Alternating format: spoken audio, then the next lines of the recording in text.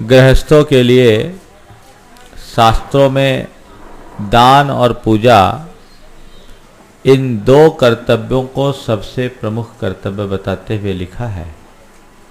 दानम पूया मुखम सावे धम्मे न सावया होन्ति तेन बिना झानत झैनम मुखम जय धम्मे तेन बिना तहा शोभी। गृहस्थ जीवन में दान और पूजा ही प्रमुख है।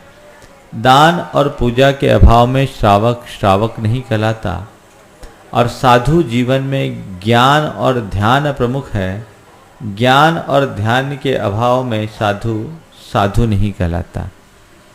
ये तो शास्त्रीय महत्व है। लेकिन जहाँ तक पूजा की बात है, शास्त्रों में पूजा को कर्म निर्जरा का हेतु बताया, पुण्य के बंध का हेतु बताया। हम अगर अपने जीवन व्यवहार में देखें तो पूजा का जीवन में बड़ा गहरा प्रभाव पड़ता है। जो व्यक्ति अंतर मन से भगवान की पूजा करते हैं, उनके रोग, शोक और संताप तीनों दूर हो जाते हैं। व्यक्ति का चिंतन परिवर्तित होता है, सोच बदलती है, सकारात्मकता आती है, जिजीवसा तीव्र होती है, जीवन के प्रति उल्लास प्रकट होता है। ये मैं पूजा के प्रत्यक्ष फल की बात कर रहा हूं। पुण्य का बंध और पाप का क्षय किसी को दिखता नहीं। न हमें पुण्य दिखाई पड़ता, न पाप दिखाई पड़ता। ये तो हमारी आत्मा में जुड़े हुए कर्म के संस्कार हैं जो हमारी दृष्टि के अगोचर है। लेकिन इसका प्रभाव जीवन में निश्चित रूप से परिलक्षित होता है। पुण्य के बंध का मतलब ही है हमारे भीतर अहोभाव की वृद्धि, मन में प्रसन्नता की लहर। जो व्यक्ति भगवान की पूजा करते हैं, उनके जीवन में ये बातें सहज उद्घाटित होती है। मेरे संपर्क में एक युवक है। वो जब तक हमारे संपर्क में नहीं था, धर्म से काफी दूर था। संपर्क में आने के बाद उसके अंदर धार्मिकता जुड़ी और वो नित्य पूजा करता है। और उसने कहा कि महाराज श्री, जब से मैं भगवान की पूजा से जुड़ा हूं, मेरे चिंतन की धारा ही परिवर्तित हो गई। मेरा सोच बहुत सकारात्मक हो गया। पहले मैं छोटी छोटी बातों में उद्विग्न हो जाया करता था, थोड़ी थोड़ी बातों में गुस्सा कर लेता था, मन के विरुद्ध कोई बात मुझे बर्दाश्त नहीं होती थी। अब महाराज जी, मुझ में बहुत समता आने लगी। और उसने अपना एक उदाहरण बताया कि मेरी सोच में बदलाव कैसा आया। उसका कपड़ा का एक अच्छा प्रतिष्ठान, शटिंग शूटिंग का काम। उसके यहाँ एक महिला कपड़ा लेकर गई और बाद में शर्ट वापस करने के लिए आई। आप सोच सकते हैं कि किसी के दुकान से कोई कपड़ा लेकर जाए और सिलवा करके शर्ट वापस करे तो क्या प्रतिक्रिया होगी। उसने कहा, महाराज जी, जैसे ही उसने शर्ट वापस की, मैंने बिना किसी प्रतिक्रिया के शर्ट को वापस ले लिया और उनसे कहा, कोई बात नहीं, आपको पसंद नहीं है, आप ये शर्ट वापस कर दीजिए, आपको जो नया कपड़ा ले जाना है ले जाइए। उसने ग्राहक को तो वापस कर दिया, दे दिया दूसरा। उसके बड़े भाई ने उस पर ऐतराज जताते हुए कहा कि ये तुम क्या कर रहे हो, ऐसे करोगे तो दुकान ही चौपट हो जाएगी।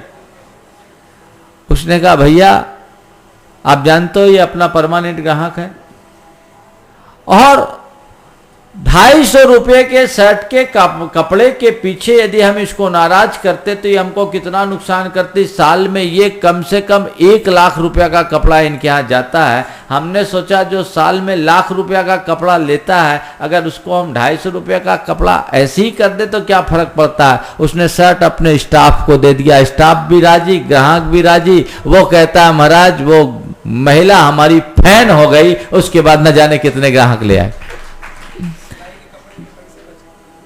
ये सोच है, माने वो पूजा से अर्जित किया। बंधुओं, पूजा का जीवन में बहुत लाभ है, लेकिन तभी जब पूजा को एक प्रयोग की तरह आप जीवन में उतारे तो।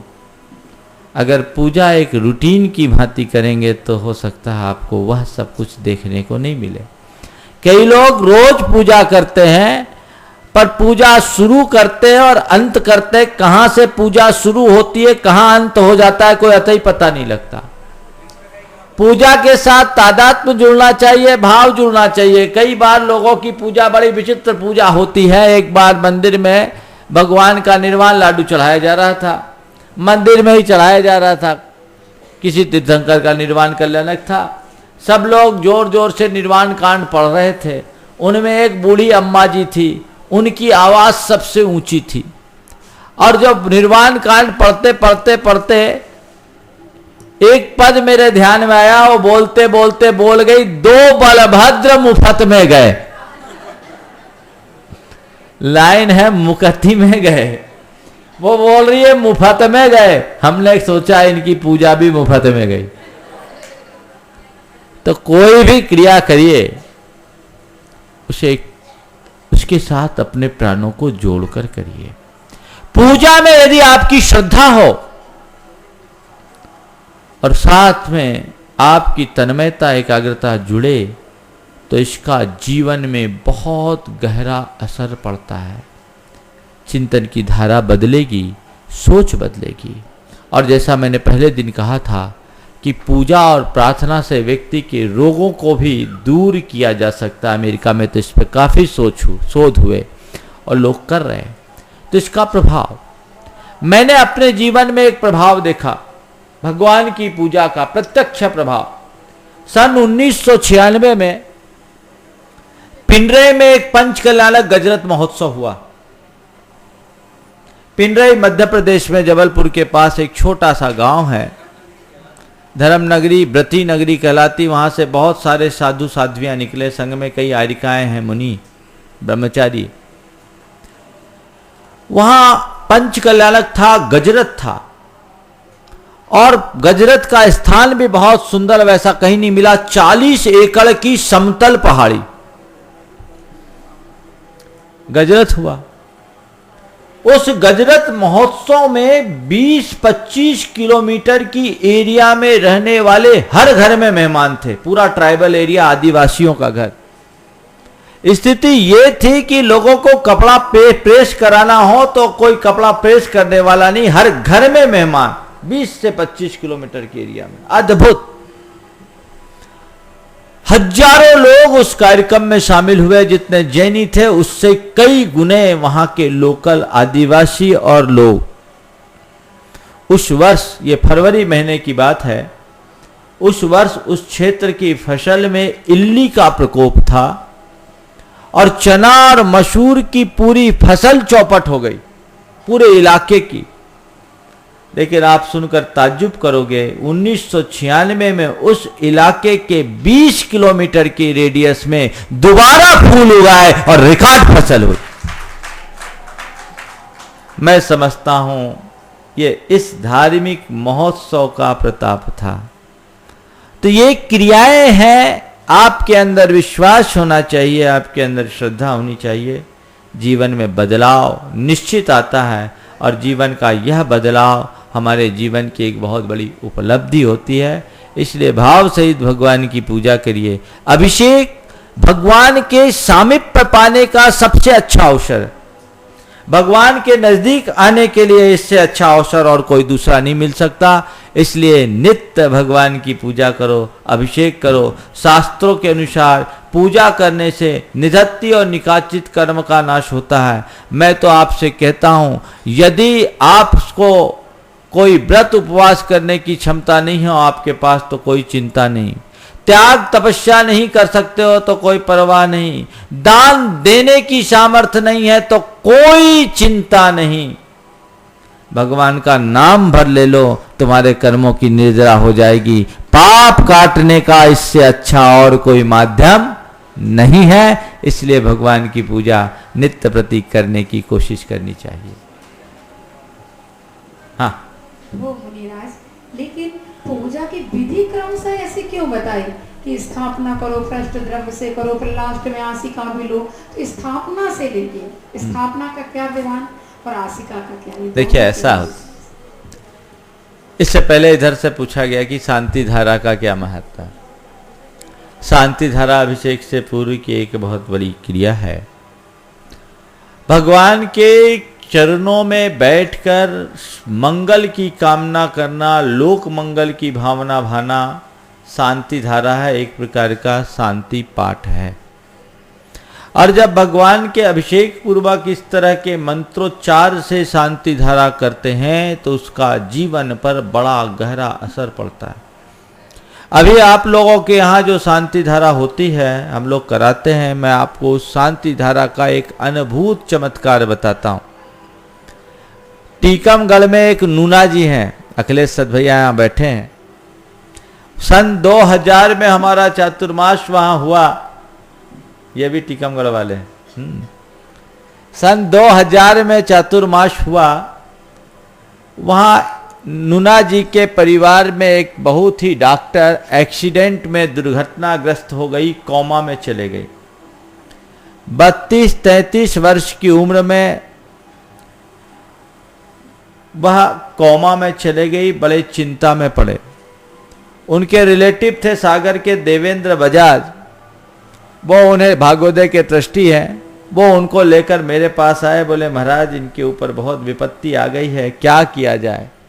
हमने कहा भाई ये तो कर्म का उदय है, दवा और दुआ दो ही काम करती है और कुछ नहीं कर सकता, जो कुछ करना है करो। मैंने उनको कहा कि तुम रोज 64 रिद्धि विधान करना शुरू करो, 64 दिन तक निरंतर भगवान के चरणों में जाकर के 64 रिद्धि विधान करो और इन रिद्धि मंत्रों से भगवान की शांति धारा करो और उसका गंधोदक उस बहू के सिर पे लगाओ और वहां जाकर के प्रार्थना करो। आप सुनकर ताज्जुब करेंगे, उस बहू में 3 महीने में हरकत आने लगी, 6 महीने में थोड़ा थोड़ा बोलना शुरू कर दी और आज वह काफी कुछ ठीक है। अभी नूना जी हमारे चातुर्मास में मिल करके गए, काफी कुछ ठीक है। तो ये प्रभाव होता है।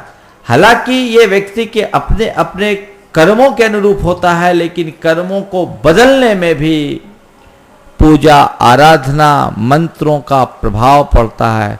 तो ये जो शांति मंत्र आपके बीच शांति धारा में पढ़े जाते हैं, ये रिद्धि मंत्र है।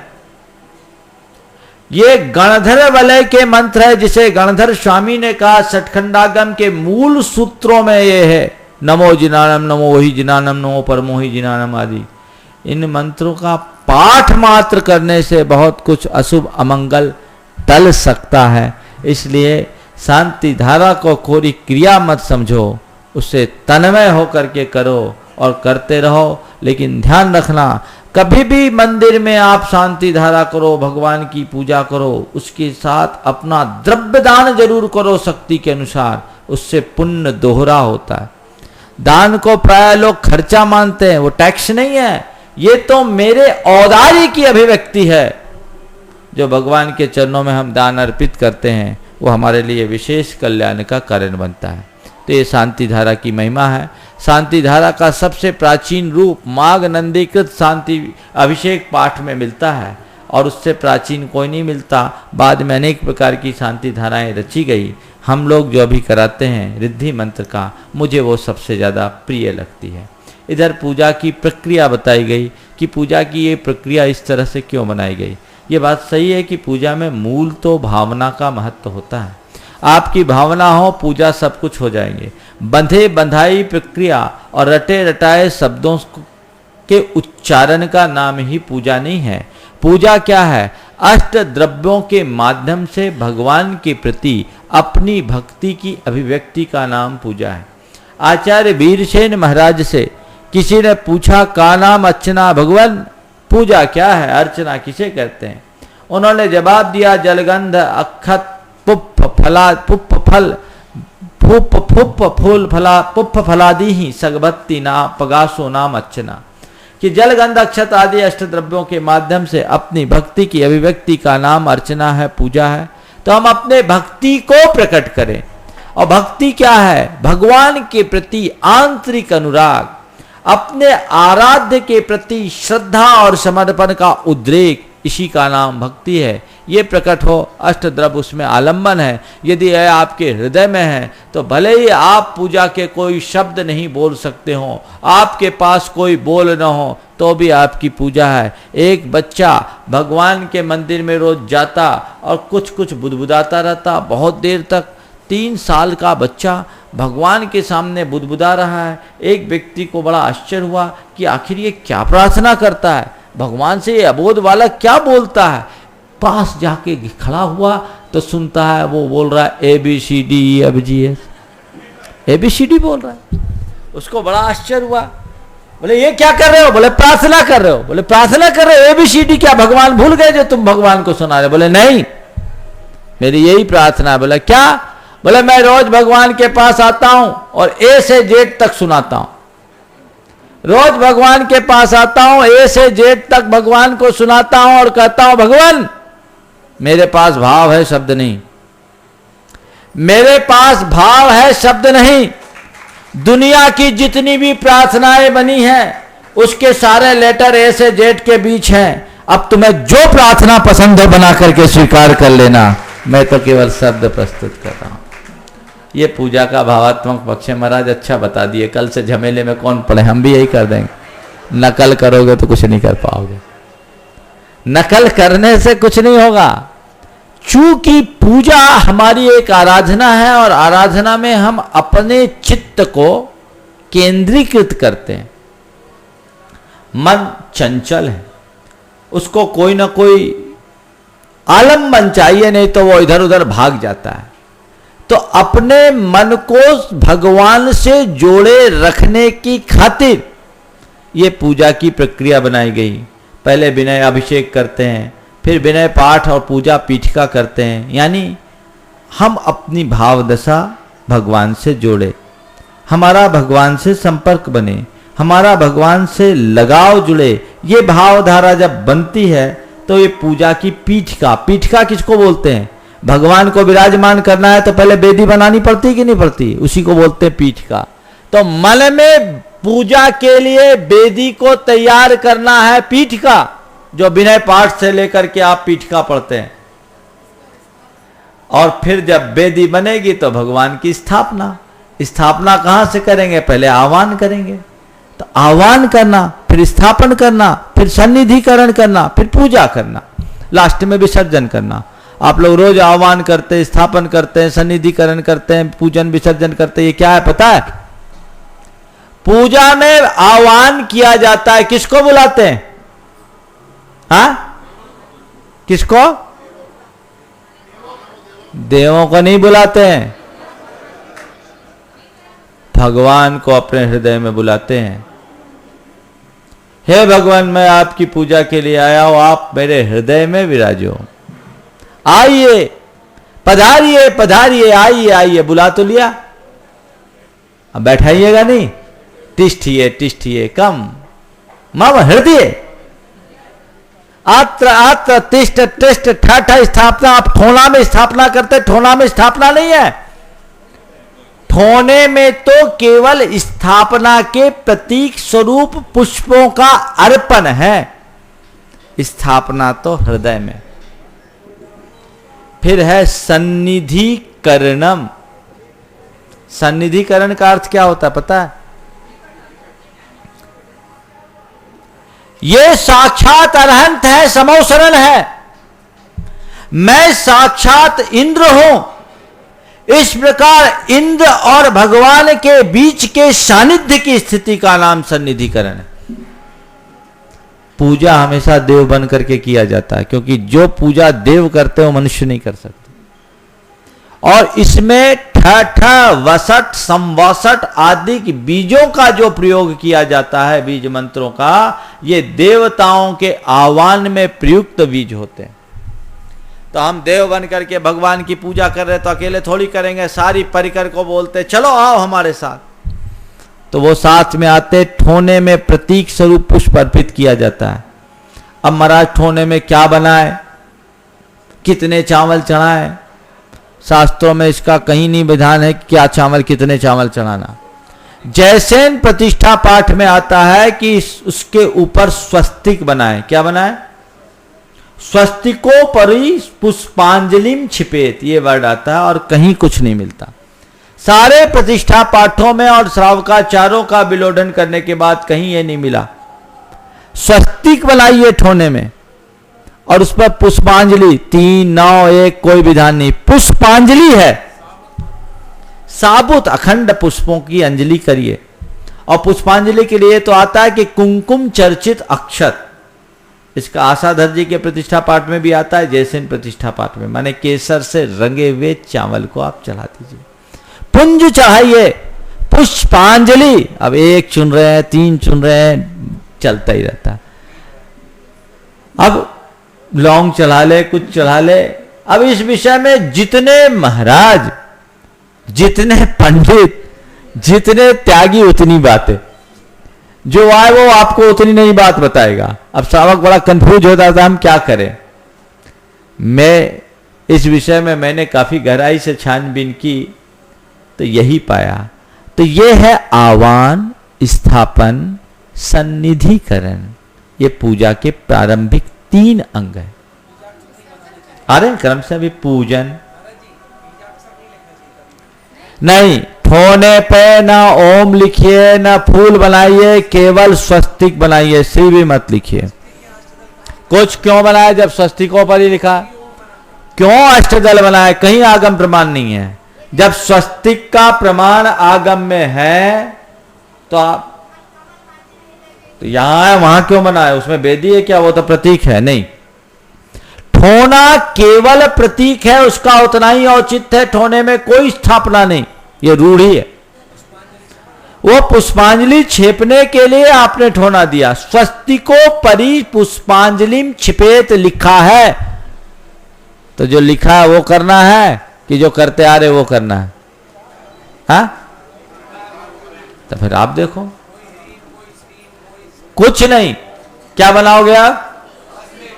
बिल्कुल कह देना, प्रमाण सागर जी महाराज ने प्रमाण सहित बताया, नो कंफ्यूजन। कुछ सोचने की बात ही नहीं है। थाली में कोई श्री बनाते हैं, लेकिन उसमें भी श्री आदि बनाने का कहीं विधान नहीं, सात्विक ही बनाना चाहिए। और आप पूजा करते हैं, पूजन में 8 अर्घ चढ़ाते हैं आप, अष्ट द्रव्यों के माध्यम से लास्ट में अर्घ चढ़ाते हैं। पूजन अष्ट द्रव्य अर्पण की चर्चा को मैं अभी यहीं रोक लेता हूं, कल के लिए बचा लूं, आज टाइम हो गया है ना।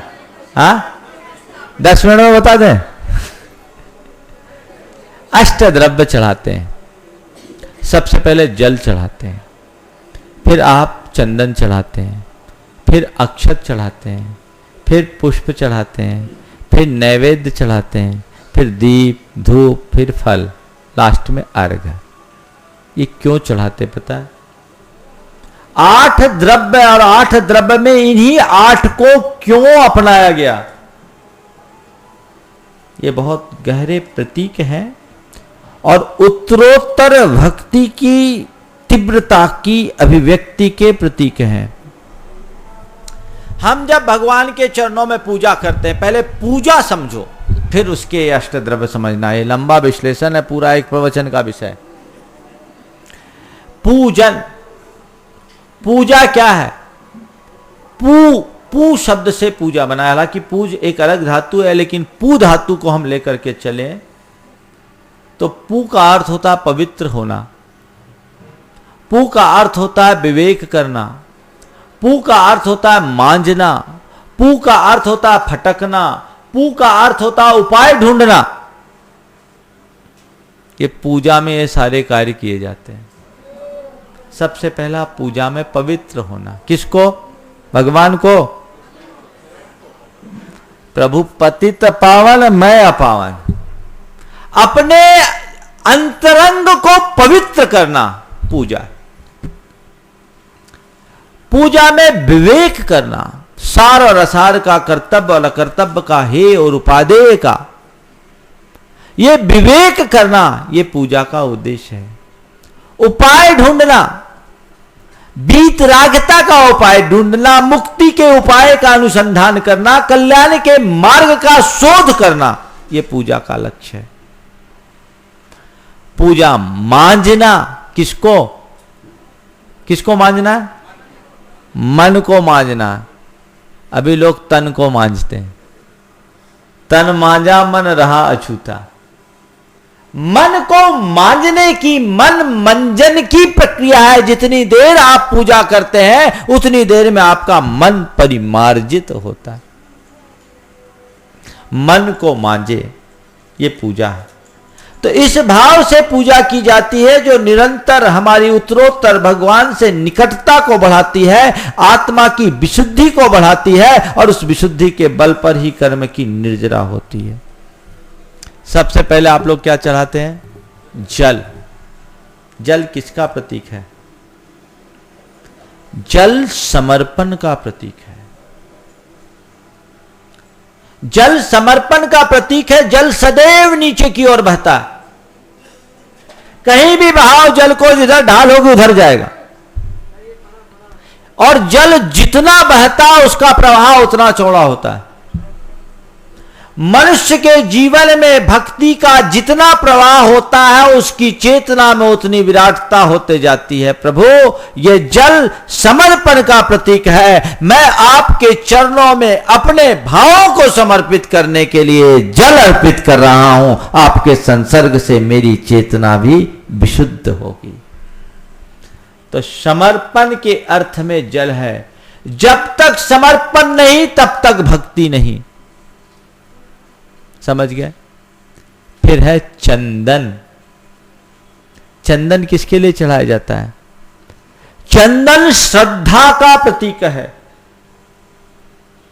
चंदन को माथे पे लगाया जाता है, कहते हैं ताप हर जाता है। यह श्रद्धा का प्रतीक है। भगवान, आपके चरणों में मैं यह चंदन अर्पित कर रहा हूं जो मेरे भीतर की श्रद्धा की अभिव्यक्ति बन रही है। यह चंदन के अर्पण के साथ मेरे भीतर की श्रद्धा बढ़े। फिर अक्षत। अक्षत, अक्षत भेद विज्ञान का प्रतीक है। अक्षत निरावरण होता है, अखंड होता है। उसके ऊपर का आवरण हट गया, निरावरण है। धान में आवरण है, उसको बोते हैं तो उगता है। अक्षत निरावरण है। संसार में एक ही अनाज है जो पूर्ण है और जिसे बोए तो उगेगा नहीं, क्योंकि वो निरावरण है।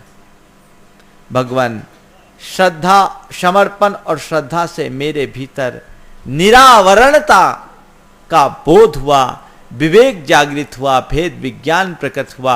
उस भेद विज्ञान की पुष्टि के लिए भगवान के चरणों में अक्षत अर्पित किया जाता है।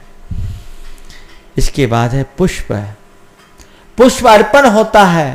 पुष्प प्रेम का प्रतीक है।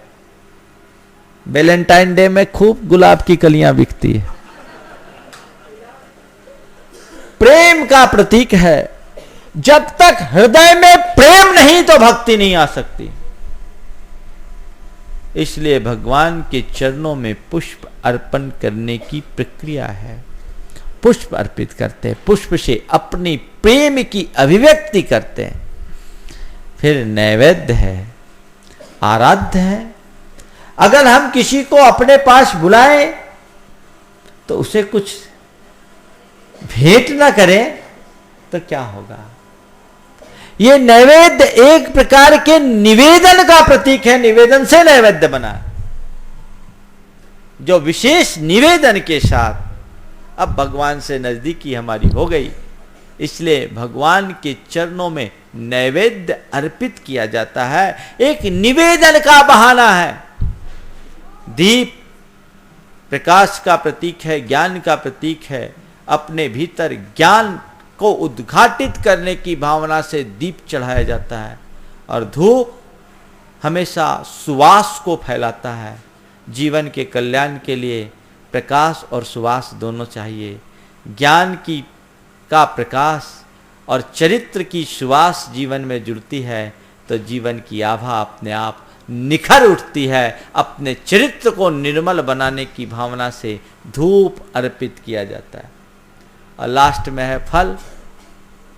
कुछ भी पाना है तो उसका फल तो चाहिए, फल है तो सफल है, फल नहीं तो निष्फल। तो उस सफलता की, पूर्णता के प्रतीक स्वरूप भगवान के चरणों में फल चढ़ाया जाता है। मैंने पूजा साहित्य का, संपूर्ण पूजा साहित्य का अध्ययन किया। किसी भी प्राचीन पूजा साहित्य में नहीं मिलता जन्म जरा मृत्यु विनाशनाय जलम निरुपामति स्वाहा, संसार ताप विनाशनाय चंदनम निरुपामति स्वाहा, अखंड पद प्राप्ता अक्षतान निरुपामति स्वाहा, काम मान विध्वंसनाय पुष्पम निरुपामति स्वाहा। ये सब आज के अधुनातन है, ये 400 साल पुराने साहित्य में, उसके पहले कहीं नहीं। पूजा में प्रयोग हुआ, समय समय में बदलता रहा। आचार्य कुंद के काल की पूजा और जयसेन के काल की पूजा, आचार्य जिनसेन के काल की पूजा, जयसेन के काल की पूजा, अमित गति के काल की पूजा में अंतर आता गया। आज की पूजा में अंतर है। पुराने समय में जो पूजा थी उसमें ये मंत्र नहीं थे। उसमें मंत्र था, मैं आपकी जल से पूजा करता हूं, मैं आपकी चंदन से पूजा करता हूं, मैं आपकी अक्षत से पूजा करता हूं, मैं आपकी पुष्प से पूजा करता हूं, मैं आपकी नैवेद्य से पूजा करता हूं, दीप से पूजा करता हूं, धूप से पूजा करता हूं और फल से पूजा करता हूं। इसी बिंदु ने मेरे चिंतन को मोड़ा, तब मैंने इन पर चिंतन करना प्रारंभ किया। कभी फिर विस्तार से बताऊंगा। ये 8 द्रव्य के बड़े गहरे प्रतीक है। अष्टांगी पूजा के अनेक अनेक परंपराओं में अनेक प्रकार के उल्लेख मिलते हैं, जो समय मिलने पर फिर कभी आपसे कहूंगा। आज तो समय हो रहा है। ये अष्ट द्रव्य से पूजा है। हाँ, अब रहा अर्घ है। अर्घ का अर्थ क्या होता है, इसको पूरा कर लो, फिर बाकी इसको सेशन को रखो, रोज सुबह चलेगा। अच्छा है। अर्घ का अर्थ सामान्य अर्थ होता है भेंट या मूल्य। भगवान के चरणों में हम कुछ भेंट दे रहे हैं। क्या भेंट दे? यही 8 चीजें हैं जिसको हम आपको दे रहे हैं। किस लिए? अनर्घ की प्राप्ति के लिए ऐसा कहा जाता है। यद्यपि संसार में जिनको भी जो भी भेंट दी जाती है उनका अपना कोई मूल्य होता है, पर भगवान के चरणों में जो भेंट है वो अमूल्य है। इसलिए उन सब को समुदाय रूप में अर्घ के तरह अर्पित किया जाता है। इसमें ओम परमेष्टि वाचक बीज है, ह्रीम माया बीज और तीर्थंकर वाची बीज है। उसमें 24 तीर्थंकर, तो 5 परमेष्टि और 24 तीर्थंकर के प्रतीक स्वरूप ओम ह्रीम, ये 2 बीज मंत्रों का प्रयोग किया जाता है। इस प्रकार आज की चर्चा को यहाँ विराम देते हैं। आप अपना प्रश्न जरूर रख दो, उत्तर फिर समय पर